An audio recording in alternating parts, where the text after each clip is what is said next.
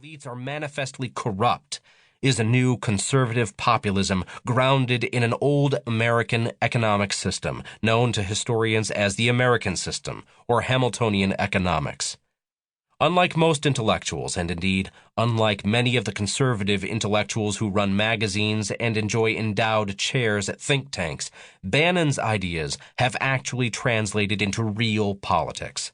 Indeed, no thinker was more important in helping to shape the pro-Trump populist rebellion than Steve Bannon, and no website was more influential in that endeavor than Breitbart.com, which Bannon leads, and which attracts tens of millions of readers. One note on sourcing.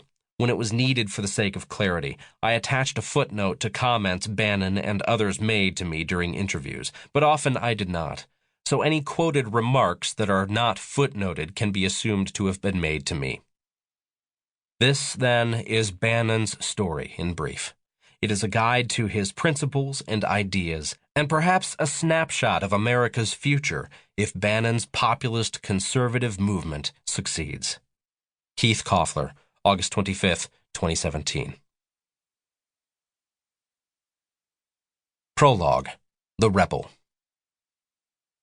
The crowds lingered on the Washington Mall, but the Washington political establishment had already drifted back into the Capitol, still in disbelief about the dreadful scene it had just witnessed. Almost no one among the Washington elite, Republican or Democrat, had wanted Donald J. Trump to be President of the United States. They thought he was unworthy of the office, a lout, an ignorant outsider. Barack Obama, regardless of what one thought of his specific policies, was regarded by the political elites as a social and intellectual equal, a card-carrying member of the ruling class, an upholder of the liberal world order to which both political parties adhered. Trump's election had shocked them. So had his inaugural address. Their view of the future was internationalist, based on global agreements and trade. They placed their faith in a prosperity driven by high technology and higher education. Most were liberal on immigration, on multiculturalism, and on social issues. They spoke for the class that took this as an orthodoxy that was beyond questioning or doubt. But Trump spoke for all those millions of people who were not prospering, who saw their jobs being exported overseas, who saw their neighborhoods being surrendered to crime and illegal immigration, and most important of all, who saw their America, its culture, history, and traditions held in contempt by the political and media elite. They saw the America they knew and loved being lost.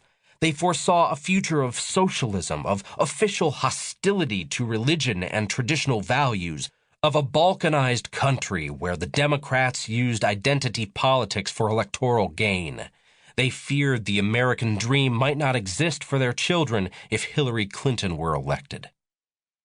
Unlike the elite, Trump understood these fears, believed they were well-founded, and wanted, apparently sincerely, to take action on behalf of the common American, to make, as he said, America great again, to return power to the people. Today, Trump announced, we are not merely transferring power from one administration to another, or from one party to another, but we are transferring power from Washington, D.C., and giving it back to you, the American people.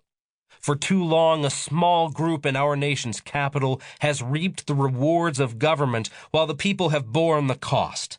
Washington flourished, but the people did not share in its wealth. Politicians prospered, but the jobs left, and the factories closed. The establishment protected itself, but not the citizens of our country. Their victories have not been your victories. Their triumphs have not been your triumphs. And while they celebrated in our nation's capital, there was little to celebrate for struggling families all across our land.